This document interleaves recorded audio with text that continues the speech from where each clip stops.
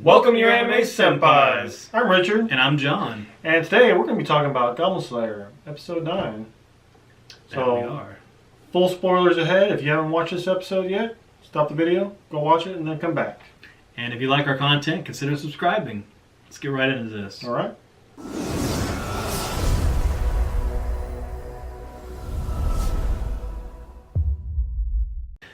Alright, Richard. So, Goblin Slayer Episode 9. We kind of left off in Episode 8. They found this huge mirror, which could have been a portal. Might have been. Did we get an episode of them playing Portal this episode? No, not quite. Not quite. Oh, They did kind of look at it, and they figured out that it was a portal. Like, it's kind of weird, because like it would change locations every few minutes or seconds, I guess. But they really didn't get much time to look at it, because here comes those goblins. Oh, so we're going goblins. We're gonna go fight some goblins. So I did enjoy the battle at the portal. Goblin Slayer just doing his thing and his party doing their thing. He's kind of setting things up, and they just take out the goblins. I will say though that as I've said many times before, I've read the manga, but I think at this point, this particular episode, this point of the story, Okay. I feel like maybe that might be a little bit of a downfall for me on this at this because so here's the thing, they left out a couple things from the manga that was, or in the anime that was from the manga. Case in point, we see a goblin champion. But in the manga, they very clearly point out that this goblin champion was the same one from a few episodes beforehand, the same one that the one that nearly killed Goblin Slayer. Like, he hit him so hard into that coffin that pretty much nearly killed him, and then the Goblin Slayer got up and stabbed that goblin champion in the eye. Is that the one with the scroll that he used on him? Is that one? Well, he took the hair. Okay. I gotcha. Yeah. So anyways, it was. So they kind of don't mention that in the anime, and I was kind of disappointed because I think it would have added a little bit more of a dynamic there. Like, they both had unfinished business with each other, so now they can resolve all that and take care of it. But again, it's kind of a little bit nitpicky, I guess, but it still would have been nice. Kind of like those book readers that go and watch the movie based on the right, book. And you're like, oh, I wish they would have had that. It would have been nice.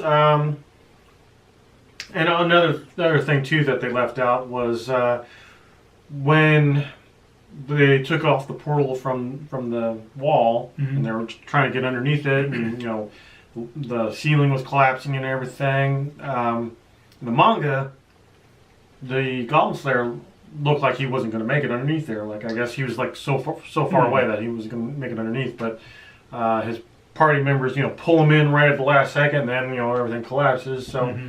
Again, I get that it not being in there is not that big of a deal, but it still would have been nice to have just kind of like that really dramatic moment, like, oh no, a little more tension. Yeah, exactly. Yeah. So it is what it is, and it still was good overall. But it still would have been nice to have it in there. I still enjoyed it. And Goblin Slayer, like I said, he was doing his thing and still following the rules, No water. That's important. No poison. No fire. Stuff like that. And, he does all this, and what does he get for it? He has the high elf just like, she just kicks him off the little hill or cliff or whatever it was. Probably thought he was smarting off or something. Yeah, probably. So. Yeah, but Goblin Slayer, he's a pretty simple guy, he's I don't think he has a sense of humor, honestly. But in any case, that was definitely the highlight, though, where she just like kicks him off there, and the priestess just like, oh no, Goblin Slayer. Right.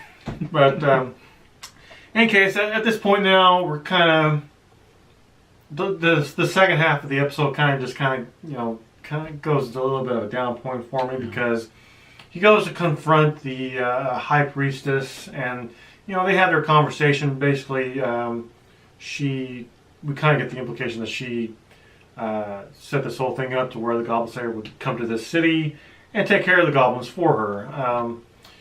And I get why that conversation is important, but I just couldn't really bring myself to care. I'm gonna be honest with you. I'm just like, I'm not really a big fan of the High Priestess in general, and she kind of just seems very fan servicey to me, and I don't know. I don't. As of right now, I don't see what she brings to the table. Like, she's never really helped them. Right? Yeah. Like, why is she? Other than this plot point, why should I care about this High Priestess at all? And so maybe later on in the future we'll see why. But as of right now, I just really don't care. It's like just an over glorified quest giver, maybe. Kinda, honestly. So. But even despite that, though, I thought it was a good episode overall. I'd probably give it a thumbs up. Good. Even despite that second half, that kind of slow second half, I still enjoyed the episode, and nice. It was a good finish overall. So, let us know what you guys thought about this episode in the comments, and be sure to like and subscribe. Thanks for watching.